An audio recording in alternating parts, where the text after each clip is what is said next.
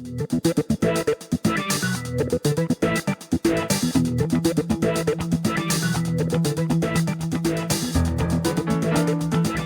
are listening to the SDSU Football Podcast, presented by the East Village Times, with your hosts Andre Hagverdian and Paul Garrison.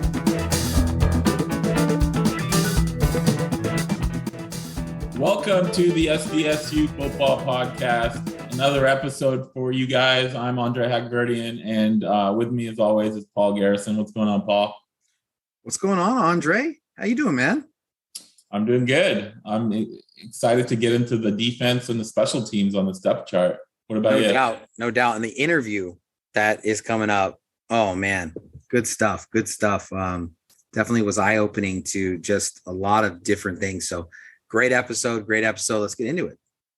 All right, let's start with the defense and the defensive line. Obviously, there's three defensive line starting positions. Keyshawn Banks and Jonah Tavai, the returning starters. What I thought was interesting is that Jonah Tavai is listed as a starter at defensive tackle and defensive end. He's good. He's so good. He can be at two places at once.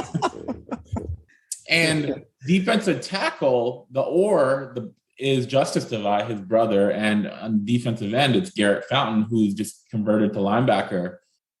What jumped out to me is I thought maybe Justice would be more as an end potentially and keep Jonah in the middle. But I can see how the coaching staff is looking at potentially having Jonah split out wide and having Justice inside. So what are your thoughts on that?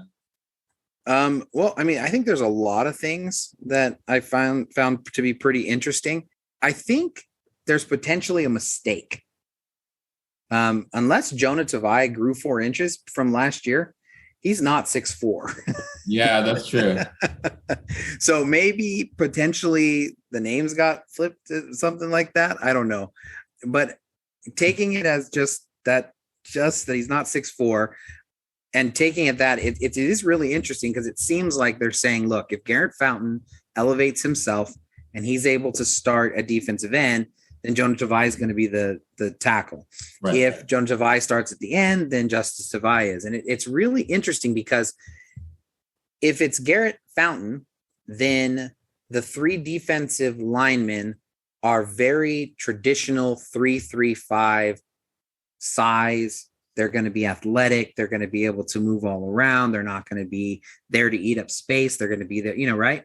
And if it's Jonah Tavai, Justice Tavai, and Keyshawn Banks, you start getting into a much more, almost a 3-4 potential as a look, because you can play them in different gaps. You can give yourself a little bit more of that flexibility. So it'll be interesting to see if they actually take a different personality, and then asking the question that, Kurt Maddox will answer the question, if they do take a different personality, which one does the entire defense play better at? Like when you can actually set the front and have guys up there who are big, space eating, who can do those kinds of things, or if, disruption, getting into the backfield is what you need. Throughout all of the depth chart, as we talked about last episode, I think there's messages that are being sent here. Wyatt Drager to be an or with a redshirt freshman who's very talented, but does not have the size to be able to probably yet to be able to play. And to be an or there is a clear message to the upperclassmen. Like this is your time to step up. This is your off season to get into the rotation. And they need him to. For Garrett Fountain to move from linebacker and just to be better than him automatically, that should be cause for concern. At defensive tackle, great to see Nasir Sims. He played a lot, but I'll be interested to see what happens with him. And if is he the backup because Justice Tavai is there, right? And Jonah's playing end, or does he slide to third on the depth chart? So that's a really big thing for him. Daniel Okpoko to be the second defensive end, I think, is really good. And then you look at a walk-on, Dylan Taylor, and he's big, he's physical, he looks the part for sure in practice. Devin Lamp was hurt throughout, but for a walk-on to be there, I think it's pretty significant. And so I once again, you look at the line, it looks like a really, really solid group. Yeah, you mentioned Devin Lamp. I think he had the sports hernia surgery, so he missed most of spring. I was still surprised to see him listed fourth. I know it's an or with Dylan Taylor, so technically he's third, but usually, guys don't lose a spot because of an injury. But then again, he's new, so he didn't have that spot in the first place. So the coaches could be saying, well, we haven't really seen you, so that's why. So I think looking at his pedigree, you would think that he would move up on this list come fall. Whether he becomes the backup, he can, elevate himself to number 2 behind Keyshawn Banks, or he's still in that 3 spot. It's interesting, but there was a lot of hope and expectation that he'd be able to come in and be, that fourth defensive lineman. But we'll have to see what happens because he did miss, most of spring camp. Yeah, moving on to the linebackers. Another case where you've got one guy listed as a starter in 2 spots. But this one also, makes sense because you've got Caden McDonald, who was the Sam linebacker last year. But we've, a lot of during spring, they've talked about him moving him inside as a middle linebacker. And his brother Cooper is here to play that Sam linebacker spot. So Sam linebacker, you got Caden and Cooper as the oars. And then Mike, you've got Caden and Cedric Lakalaka, who's played a lot. And then the will, you've got Michael Shawcroft or Cedric Lakalaka. So there's a lot of moving pieces here, potentially, depending on who becomes a starter and who fills in as the backups. Preliminary thoughts on your end? I mean, I think you said it. I think you see the same thing that you saw with the defensive line, where it could go one of 2 ways. If Cooper McDonald is good enough to take over for his brother, and where his brother played last year, which we saw a lot of that in spring camp, then Caden McDonald can swing into the middle, which is where he said he wanted to play. He wanted to showcase where he profiles more as an NFL player. But then you get back into it, and this was the question with Cooper McDonald transferring to State. There's already a really stacked linebacking group. Where does he fit in? There's so many different oars inside of how this could go. I mean, you could go with a starting group of Cooper McDonald, Caden McDonald, and Cedric Lakalaka. You could have Michael Shawcroft, supposedly Cedric Lakalaka, and Cooper McDonald. Or you could have Caden McDonald, Lakalaka, and Shawcroft. And so however that group is going to be able to organize itself, it's turned into just like one of the most contested things. Now, of course, they split reps at linebacker for the last few years. And so this is shaping up to be that. And it'll just be interesting to see in what formations and in what way. And going back to what we said with the defensive line, it might have more to do with the defensive line than anything else. I mean, if you have a smaller defensive line, you might want a bigger Cooper McDonald to be the person who sets the edge and who's there on the line. Flip side of it is, if you are going to sacrifice a little bit of that explosiveness from the defensive line, you might want Caden McDonald to be back up there and to be your primary, to be a pass rusher there. So a lot of exciting things, but there's a safety in there, man. What's that about? I was just going to say the biggest, shock to me in this depth chart was seeing New Zealand Williams as a will linebacker, someone who came in as a safety last year as a freshman, was a safety on the depth chart in spring camp. No mention about him moving positions. And now not only is he listed as a linebacker, but he's an or with Bai Kaho, who we've been talking about for 2 years as that next guy up behind the guys that we just talked about as like that next linebacker to take hold as a junior. And to list him and New Zealand Williams as the oars, very shocking to me. New Zealand Williams is only 200 pounds, right? All the other linebackers are at least 220 and up to 235. So, it's going to be interesting to see his, how Coach Hall works with him over the next few months, whether he gets up to that 215, 220 by the time the fall hits. But seeing him on there, and seeing him, as an or with Vaikaho, opened my eyes for sure.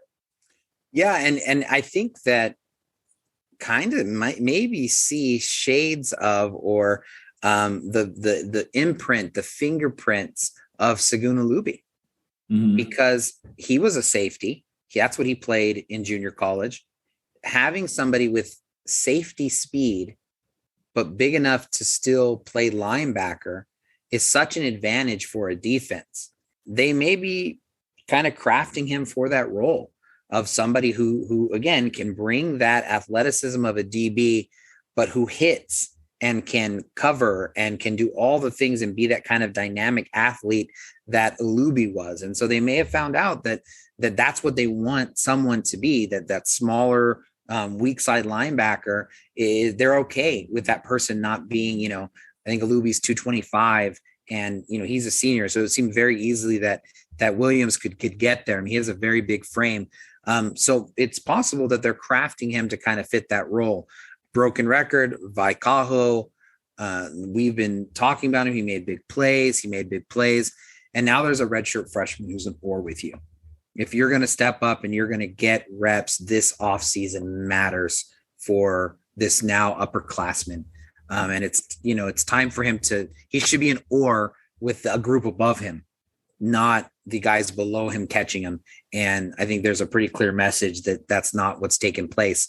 And likewise, I think you can look at Brady Anderson and say, you've been in the program for a while and this guy can just jump you on the depth chart, who's been playing a different position. It's time to step up. And so I think those messages, are being sent throughout, and they're honest. This is what we need from you. So it's pretty exciting, I think, to see New Zealand Williams there, because we've talked about it. You bring in so many safeties and corners. They can't all get on the field at the same time, but maybe the 3-3-5 needs to be a 3-2-6 sometimes. And, it kind of was a little bit with Saguna Luby in the role that he played. Yeah. And speaking of the secondary, I think if you look at the three safety positions first, with McMorris, Barfield, and Baskerville, I think that those three positions are very set. Anything jump out at you for those backup positions? There are no ors in the three safety positions. So seems to us that the coaches seem to have that fairly figured out. Mm-hmm. Anybody jump out of you? Kyron White moving from Aztec to Warrior, and just actually seeing that, in print there. I think it makes a lot of sense. I think both of us really think that CJ Baskerville has a bright future. And, that doesn't make us rocket scientists for us to be able to say that. MVP of the bowl game, big, long, athletic, runs all the plays, can fill in the box, a big hitter, all those kinds of things. But he is a sophomore, and sophomore slumps do happen. And you start to get in your head a little bit, and you're not just playing free like sometimes freshmen can do because they don't know any better. And so to have somebody as talented as Kyron White behind him, and then to be able to get the backup, I think is pretty significant. And then, you have the question of camp. I mean, it's always going to be the question of, did Jalen Maiden make the right move? Did he do what it was that he needed to do? The fact that he's listed third is not surprising. But it looks like, with Jatavius McGee, who it seems like they got the inside move to be able to be the heir apparent to Patrick McMorris and that next Aztec position. It looks like it could be a pretty crazy, ferocious thing. And of course, obviously, if Kyron White, could obviously slide right back there, and all those things could happen next year. But I think that the way that it shapes up, it could allow for some of these guys who are listed behind the starters to see some time and to provide some really solid depth. Yeah, and then the last position on the defense is the cornerbacks, which I think is probably the biggest question mark going into the fall, is who are going to be those two starters. There's three guys, the two Noahs and Dallas Branch, that played a lot last year. The two Noahs are listed as starters under the boundary cornerback. But under field, Dallas Branch and Dej Malone are listed as the starters. And I don't believe Des Malone has played a ton in game action. Not only was he an OR, but he was listed first. I don't know if the coaches give any credence to who gets listed first in those OR scenarios, if that matters. Maybe they won't say it does, but maybe go back to your messaging. It maybe does in that sense. But that tells me that they're very happy with how he's performed in the spring. And obviously Dallas Branch and Avenger were coming off surgery. So, they were not very active in spring camp. So that probably has something to do with it. But it's good to see a guy step up and step into a potential starter role. Yeah. And correct me if I'm wrong, but I believe when we talked to Kurt Maddox, and he was explaining that he's always looking for the 5 best players. Wasn't Malone the person that he said was the example of somebody who came in as a safety and they found out, oh man, this guy can cover. And so they moved him over to corner. And for him to have that corners at safety, I mean, it's a 6'2", 200-pound kid. That's a safety. For him to be able to have, quick twitch and all of those kinds of things that everyone's looking for. And to be able to be there at corner and not only to be competitive, but to be able to jump all the players who've been there for a while, I think is pretty significant. And it'll be interesting to see if they do keep it like it says it here, or if they're able to, sometimes see both Noahs on the field at the same time. If there is a really big difference between the field cornerback and the boundary cornerback, I think that'll be really interesting to see. And I will say one other thing that we should have mentioned with the safeties is Barfield and Baskerville were on the same team in the spring. Barfield was the person who covered in the slot no matter what side. So it looks like they're going to be sticking with kind of that formation as opposed to, what Rocky Long did, where depending on how the motion, they would just hand the person off and that safety would be the person to cover. I can't correct you because I don't recall if that's Coach Maddox is talking about Des Malone, but we can certainly go back and double check. And if you were wrong, I will correct you. No, I'm kidding. All right, real quick, let's look at the special teams. Punt, Jack Browning is listed as the starting punter and the kickoffs guy. I don't think any surprise there, but place kicker is a 3-way. Yeah. So it doesn't look like any decisions have been made on who's going to be the field goal kicker. Coach Deacon told us that, the ideal scenario is not to have this one guy do all 3, but they obviously had that last year. And he said, if that's the way we feel the strongest is the best for this team, they'll do it again. So it's potential. So not a lot of decisions made on the field goal kicker yet. So how do you see? Well, I think that this is a little bit different than, I think at the start of spring, this is how we thought it would be, that it was the kicker. There was the field goal kicker that was opened up. And then finding out that David Delgado was still recovering from an injury and they weren't letting him kick, all that stuff. We thought, okay, well, they're saying it's an open competition. So it's looking more like Colin Hopkins is going to be the punter.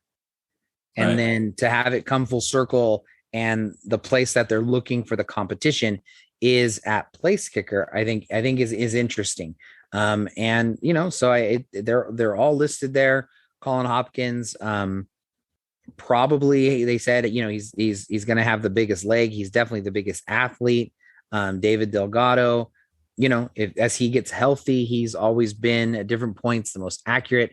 And so I think it's what we thought it would be, where I think at the end of the day, it looks to me like Delgado is probably going to be the guy who is going to be the field goal kicker, because they're wanting Browning to be able to be great as a punter, great as a kickoff specialist, as you mentioned.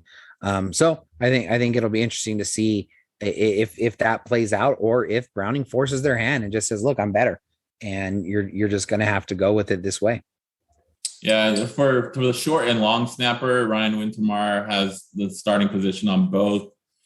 Obviously, last year with Jacob Rabb, he was the short snapper. He's moved on, and so Ryan is taking over both roles. And then there's the walk-on Tyson Chavez, who is a backup for both. Nothing pop in there. And then kickoff returns, I think this is as expected too. Obviously, Jordan Bird is the main guy on both.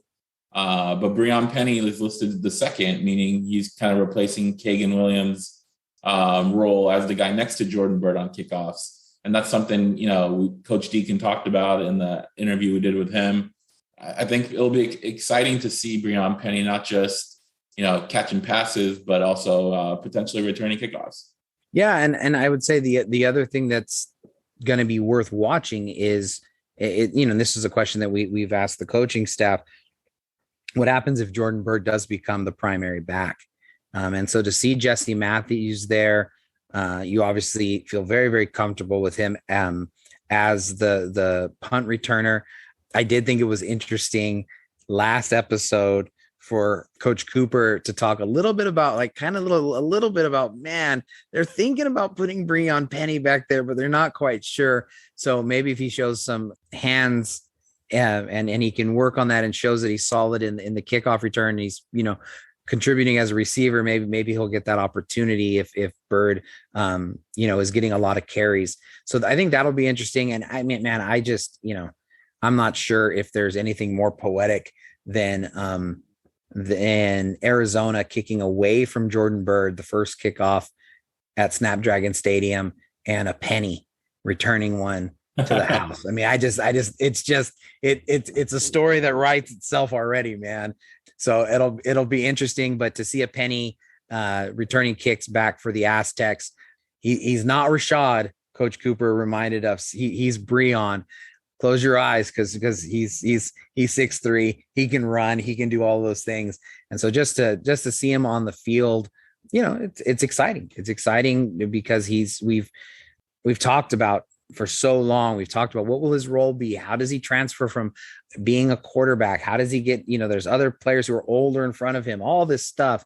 By where he's listed as the depth chart, 2022 appears to be the year that Breon Penny finally gets out on the field and gets to establish his own identity, establish his own legacy with the program. Yep, that is the SDSU Football Podcast in-depth coverage and review of the post-spring depth chart. If you ever thought you could, spend a lot of time overanalyzing a depth chart, well, we just did it. So, hope you guys enjoyed that, and obviously everybody has their thoughts and opinions, and I know our listeners share it with us, on social media accounts and things like that. So keep that coming. We'll see how the first depth chart in the fall camp looks compared to how it looks today. Our special guest today is senior wide receiver Tyrell Shavers, who will be enjoying his second and final season at San Diego State in the fall of 2022. Shaver is a Texas kid, spent 4 years in the SEC at Alabama and Mississippi State prior to transferring to San Diego State for 2021. In 2021, Shavers caught 18 passes for 213 yards and 2 touchdowns, and also returned a blocked punt 40 yards for a touchdown. We want to welcome Tyrell Shavers to the SDSU Football Podcast. How are you doing today, man? I'm good. I'm doing good. Glad to be here. Thank y'all for having me. So, you tell us about your journey to San Diego State and why you ultimately chose to transfer to San Diego State. It's been a long journey. This is going on my 5th year. It's been a long journey, but I chose to come here because Coach Holt and Coach Cooper, they reached out to me, and they just built a good relationship with me. They built a lot of trust, and that's what they did, honestly. And I honestly believed in what they were saying. A lot of coaches will say stuff, not really meaning to hold on to their word, but I really believe that they would hold on to their word. And so far they have, and they did. And I'm really happy with my decision. What are some of the ways you've noticed that the Aztecs stand out from some of the other programs you've been to before? The mentality and the culture, definitely. The way the Aztecs carry themselves around, the culture, being an Aztec warrior, being a hard hat, not being soft, just having that mentality is one thing that definitely stands out. Now, starting with Coach Horton, Coach Hall, man, there are 13 players on the team that are from Texas, including yourself. Why are so many players from the Lone Star State attracted to SDSU? I just think, like you said, Coach Horton, Coach Hall, and even Coach Cooper, they have the Texas connection. And so they built that. They have a connection there when they go recruit there, and they build a bond that way. So I think that's one thing that plays into the factor. And another thing, they're good coaches as well. So they know what they're talking about. They know what they're doing on and off the field. Now, before jumping into some of the stuff that you do, man, as a receiver, you've always been an elite punt blocker. Wherever you've gone, man, you somehow able to get your hand on the ball, or, you're the one who's returning it if somebody else blocks it. What is it about that role that, for somebody to be elite at that role, what do they need to have? Honestly, athleticism and a mentality. Honestly, a lot of people look at special teams as just like, that throwaway, or that just like, we got to go out here just to change the possession of the game. A lot of people don't even watch the special team plays, but I take special teams to heart just as much as I do offense, because it's a part of the game, and it's honestly a phase of the game that matters. And if you make a play on it, it can change the game and ultimately win you the game. So I just feel like sometimes, and even as a receiver, you can't control the game. So one thing you can do is control what you can control, and I can control going out there and laying it out on the line and blocking a punt, or catching a punt and returning it to the end zone. Now, your team just completed spring ball. Braxton Burmeister walks away as a starting quarterback. He's obviously a transfer himself, just like you. What does he bring to the quarterback position in the program? He brings experience. One, he has like 25 starts, and leadership ability. His athletic ability is crazy. Like, he has an amazing arm. His knowledge and just what he can do with his legs is crazy, and it extends plays outside the pocket, and it makes the game more fun, honestly, because that's when the exciting plays happen, is outside the pocket, and like scramble drills and stuff like that. A lot of coaches we've talked to talk about how this period after spring and before fall camp is where players improve the most. What is it about this period that allows players to make that leap or that improvement? I think it's just you don't have to focus on an opponent. You can focus on yourself, just what you need to do to get better. You can write down something every day, like something different every day or each practice, to get better with yourself, instead of going in and looking at an opponent and writing stuff down about them and what they do good and what they do bad. You do it on yourself. And I think that's when you see the most growth. So then what is it for you this offseason that you're focusing on? This offseason, going into spring, my focus was attacking the ball. Honestly, making 50-50 catches. I was talking to Coach Coop the other day. We were talking about how it should never be 50-50. It should be 90-10, honestly. And just having that mentality. Getting better at releases is another thing I wanted to work on, adding some more things to my to what I do at the line of scrimmage, and then just finishing and yards after the catch, especially that too. So given that there's going to be a new QB, how will you all work together this offseason to kind of like improve your chemistry?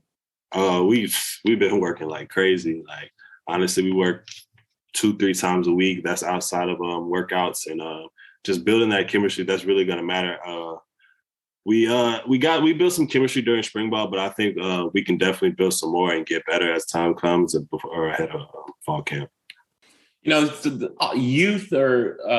is a big word when you talk about the Aztecs offense in 2022, and the wide receivers kind of fall in line with that. Obviously yourself and Jesse Matthews are back, but you guys lost, your next 4 most experienced players. So that gives opportunity for a lot of other players to step up. Can you just give us a scouting report on some of those players, starting with TJ Sullivan?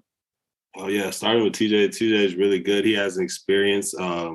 He has crazy speed, and you don't really see too many guys that run with him, have the ability to run with him.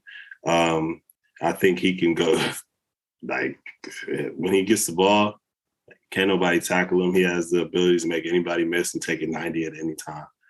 Breon is I like to say Breon is a big play waiting to happen. Honestly, he's improved since I gotten here, and he's continued. He works at. He's one of the hardest workers. He wants to get better, and you can tell. And he's made leaps and strides, and he continues to get better. He makes great catches in traffic. He had a great spring game, as y'all saw, but that was nothing compared to what he did all spring. Makai is just a sleeper, honestly. Makai is honestly a sleeper. He's a big play waiting to happen too. Like, he is a big play. He plays big, but he's not that big. He plays really big. He has the ability to play small. He can play anywhere on the field. You can put him at any position. He'll do it. He's always ready to go. He's a worker. Always one of the first ones out, like Jesse. And Darius Delos Reyes, little quick guy. He's a little sly.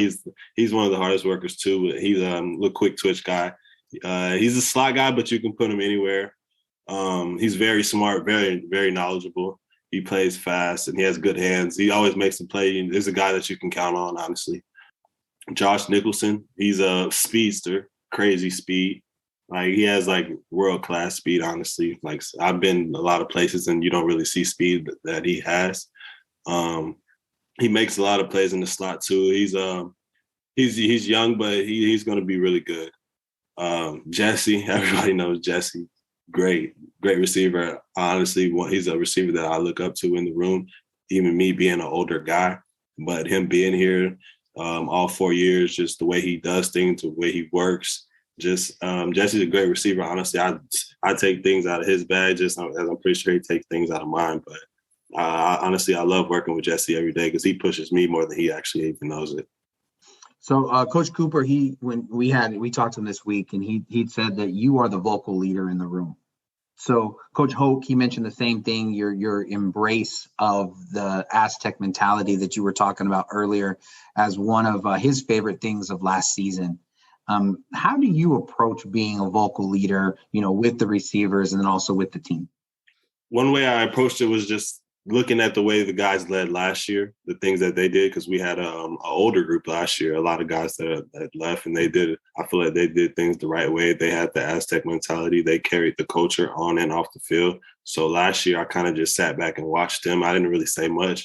I was in the back of the room. I wasn't like a follower or anything, but I did speak up a little bit, but I was kind of like more of a spectator last year. I just wanted to see the way that they did things, the way that the program was ran, and I feel like I got an understanding of that, and now it's my time to step up and do that.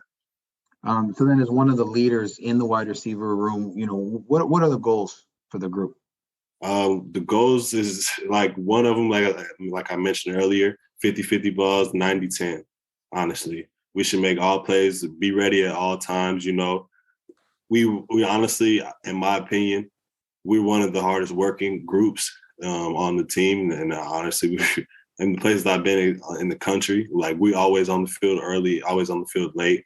And we know that when the opportunity comes that we will be ready and we will make the plays. Paul mentioned that we had a chance to talk to Coach Cooper earlier this week. He mentioned that after, when you came here in the spring last year, that he went up to you and said, basically, if this is the best you got, I need to find better. And you told him, straight up that, Coach, I needed somebody to tell me that. And how from that day on, you became a different player, a better player. What do you remember from that recollection? And what is he like as a position coach? Honestly, Coach Cooper is the best position coach I've ever had. He keeps it real with you. He lets, when you're doing bad, you're going to know. When you're doing good, he's going to let you know. And that day that conversation happened, he told me that, and I went home. And I was kind of like, man. So I just came from the SEC at San Diego State. Things are different. Things are different. They're not how they were, how I expected them to be, honestly. But my receiver coach just told me he's going to have to find better. So it's either I'm going to have to step it up or he's going to have to find better. And I know that this is going on my third school. I don't really have many more chances. So it's either I'm going to have to step it up. And I really want to make it happen. I really want to make it to the next level. So I had to step it up. And that's what I did from that day forward. You mentioned earlier that this is your 5th season. Is this technically your COVID eligible season, or do you have another season after this? No, this is my COVID season right here. Got it. One of the main, attractions to the 2022 season is obviously the new stadium, right? And I believe the seniors, and I don't know if you were part of that group, actually got to visit the stadium last week. Were you part of that, and how exciting is being, opening up a new stadium? Yeah, I was a part of it, and it was amazing, honestly. But I actually lived right across the street from it, and I drive past it every day, going and coming from workouts. But actually being inside of it and is different. It's amazing, coming back to San Diego, playing, being able to play here, and the fans don't have to drive up to Irvine every Saturday to watch the games. We can pack the stands out. It's going to be a great experience, honestly. I wish it was done. I wish I could have got out there and helped them so it can hurry up and be done, honestly. But it's going to be great. Yeah, so this is one of the ironic things, right? You transferred to San Diego State, but you've never actually played a game in San Diego. Just how excited are you to be able to actually play in San Diego, to the school that you transferred to, and get that opportunity come, I think, September 3rd? Yeah, I'm very excited, honestly, and I think it's just more, not even what plays into the factor too, is that we're going to be in San Diego, but also it's like the 100th season as well. So I think that's also playing into it. So the excitement is there. The anxiety is there. I'm ready. Nice, man. So that's our football related questions, man. You ready for some rapid fire, non-football related? Let's do it. Let's do it. All right. Favorite food? Shrimp. Shrimp. How you like shrimp? I love it. Grilled. Grilled. Very nice. Very nice. Sticking with food, man. What is the best Texas barbecue? I'm gonna be real. I don't really like barbecue like that. Texas people that's probably gonna hear this is gonna be mad at me, but I don't really like barbecue like that unless it's like at like a cookout, like a family cookout. All right. No, there's no judgment. I just had a little Texas barbecue myself, and I like it. I like it. People who are mad at Tyrell, it's not me. It's not me. Who's your favorite artist or musical group? My favorite artist is Polo G. He's from Chicago. I feel like he doesn't just talk about what people want to hear. He talks about what people needs to hear. Honestly, okay. And he relates. So that's why. That's great. What was your favorite movie or TV show? Favorite movie, Dark Knight Rises, Batman. All right. So who are you? What do you mean? Batman? Are you what I'm a Bane. Who do you identify with? I'm a Bane fan. Oh, okay. Yeah. I honestly feel like Bane won, but we're not gonna say that. I think most people feel that way. Who's your favorite hobby? Favorite hobby? Playing the game, honestly, or working out. If I'm not working out, I'm playing the game at home. I don't really do much, honestly. All right. And then who is your favorite athlete presently, growing up, etc.? Allen Iverson. Easy. Okay, what is it about AI? Because he changed the game, like honestly, on and off the field, on and off the court. But he was a little guy. He played big, kind of sort of what I do. Like I'm a big guy, but I try to play small, have a little twitch. And then off the court, he changed the game as well, like the style. And he didn't really care. He was himself at all times. And that's one thing I like. So I do model my game after that. Like I watch a lot of when I do watch one-on-one clips, I watch a lot of Allen Iverson as well. And that was true. You gave a terrific interview, man. Thank you so much. Yeah, thank you. Thank you. We look forward to seeing you out in the fall at the new stadium and seeing if San Diego State can win 22 and 22. Most definitely. Thank you, guys. We had a great interview with Tyrell Shavers, who's a super senior on the San Diego State wide receiving room. What are your thoughts about him as a young man and what kind of season he could potentially have? Well, I mean, as a young man, he's so similar to all the other people that we've talked to. Very respectful, very polite, very insightful, the things that he said. And, I think that he's somebody that he's one of those players that I think as time goes on, Aztec Nation, the only regret that they're going to have about him is that they didn't get to know him longer and they didn't get to watch him for more years. Right. His running mate, Jesse Matthews, has kind of just evolved in front of our eyes, and you've been able to follow that story from, the scout MVP to earning a scholarship to becoming the star of the team. And I think it was very great and generous of him to give us that time and to be able to express those things. So I think that was great. I think one of the big takeaways that I think a lot of people are going to be paying attention to is how he compared San Diego State to the other programs that he's been at. And he says that, one of the things is the toughness is something that's embraced here, that's not embraced elsewhere. And that's interesting because Nick Saban is kind of thought of as being that old school toughness first kind of coach. And for Shavers to be able to be at Alabama and say, no, it's different at San Diego State. That's unique because, and for a number of reasons. I mean, one, I think that to be a group of five, to be an underdog, you got to find a different approach. You can't beat Alabama, USC, UCLA at their own game, which is, great athletes at every position who can just out athlete you. I can just be more athletic and better than you. You got to find your own identity. And they found it with being physical, which allows them to compete, whereas maybe they wouldn't be if they were playing the same game. But I think the other thing that it's interesting about is if this is their identity, San Diego State is able to start getting into the living rooms of recruits that maybe they didn't have access to before because they have more of the bells and whistles because of what Snapdragon brings them. They have the atmosphere. They have the great home field advantage. They have all of those kinds of things. I don't know that some of those top recruits, like that Tyrell Shavers as coming out of high school, would have wanted to be with such a tough program.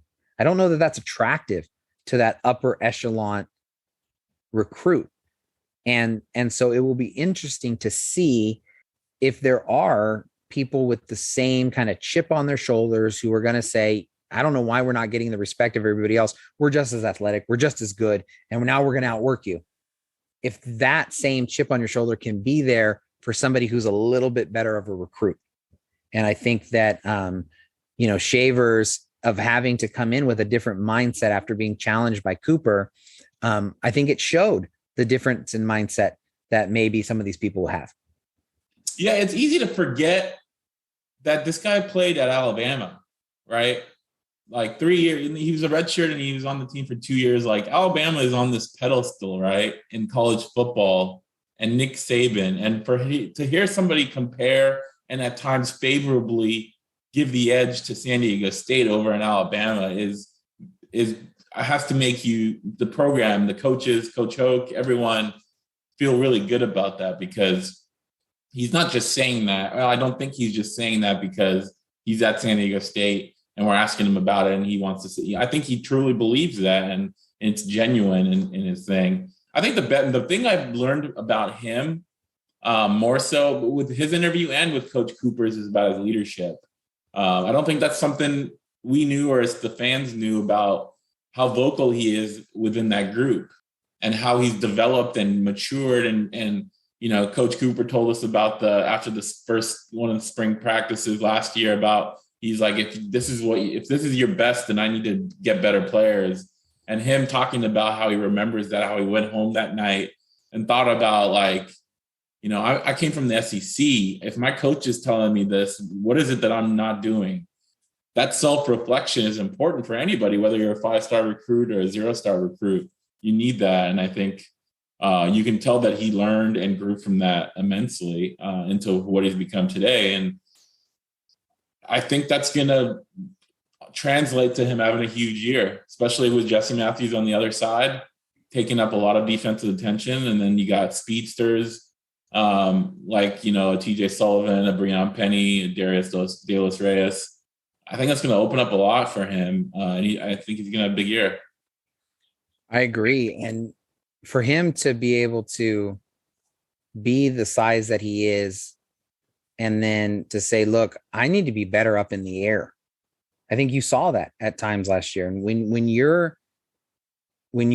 have the physical profile that Shavers has, and then Jesse Matthews is on the other side, and he's better in the air than most receivers, period, including Tyrell Shavers. And I think that, that's that, again, it's that self-reflection that you said, but I think that's pretty exciting because, they're still planning to run the ball. And whether if teams have to start keeping, a safety out of the box and stuff like that, they're going to run the ball. Right. I mean, that's what that's going to open up. No matter how it works, Shavers is going to have a lot of one-on-one coverage. And if this can be the year with Burmeister to be able to unlock it, I think that is important. It was good of him to say that Burmeister has a really good arm. And, I as somebody who's wrote and was watching them in practice and just giving the observations that I saw, right. I just said between the four, definitely did not want Burmeister can make all the throws, and it was not in any way, and so can all the other ones. They just did it a little bit faster. And for him to come on here and say, no, he's got a really special arm, I think is exciting. And I think you do want to hear that, and he talks about his ability, and he talks about how as much of a freak athlete as he is. And I don't think there is enough credence given out to the fact that Burmeister is such a great athlete, that he did run a 4.37 40, that at Virginia Tech, which is known for their athletes. I mean, this is Michael Vick's school. The questions that the media was asking and the coach was, probably who's the best athlete on the team? And it's Braxton Burmeister. And for Shavers to talk about Burmeister like that as being something special, because, he's been around some pretty good quarterbacks, some athletes. And then of course, I think everyone would be excited about Josh Nicholson. And, the comment that he made for him, he's look, I've been around some pretty good athletes and you don't see speed. He has world-class speed. And what's super interesting is if you watch his high school tape, he looks like he's not trying hard. Like he does not look like he's just unbelievably fast, but then nobody catches him. You know what I mean? But it just looks like easy speed. And so it's kind of deceptive in that way. And for him to talk about, world-class speed, is again, it's an exciting thing because he kind of talking about that comment. He kind of gave his resume. He says, I've been in a few places. You don't see what Josh Nicholson brings to the field. Lots of exciting things. I think that, again, leadership, all those things. Good interview. If you look at Shavers' production last year, it wasn't very good, but the lasting impression is him being open, him beating his corner either on an out, a slant, a post, and the ball just not being thrown in his vicinity, right? With a more accurate quarterback, a more diverse passing game, I think those open, he's still going to get open because he knows how to run routes and he can use his body and he's got good hands for the most part. He's going to have the opportunities, and with Braxton throwing it to him, I think he's gonna be able to produce like we could have last year if the ball found him more often when he was open. Yeah, no question. And I think it's like a last idea for me about it. He also talked about how last year he came in and he was learning from the people who were there in front of him on how to lead as an Aztec. The big time recruit who goes to Alabama, who's been playing in the SEC. He was the first guy we asked about when we talked to, the coaching staff last year, because he's the story, because he's the guy who's supposed to be the star. And for him to come in and show that humility and show the ability to learn, and then to say, what do you want to do in this leadership role? He answered like an Aztec. He said, I'm learning from the guys who were there before me, and now it's my turn. And his embrace, as Coach Hoke said multiple times, of the Aztec way and what it means to be an Aztec, it's a pretty special thing. And credit to him for being able to make that adjustment. But make no mistake, he's only been. We asked him after we the interview if he'd ever been to California prior to committed. If he had been, and he said, "No, man, it's COVID. We couldn't come for a visit. I'd only been to California one other time when we were in the national championship." I didn't want to. I think they lost that game to Clemson, right? Yeah. To Trevor Lawrence and Clemson. So was it a good memory? Yeah, well, it was still a good memory to be in the national championship game, but I'm pretty sure that was the game they lost to Trevor Lawrence. So anyway, that's going to conclude this episode. Hope you guys enjoyed our review of the defense and special teams depth chart and the interview with Tyrell Shavers. Make sure to keep following and subscribing to your favorite platform for our podcast, and we'll talk to you guys next time. You are listening to the SDSU Football Podcast, presented by the East Village Times, with your hosts Andre Hagverdian and Paul Garrison.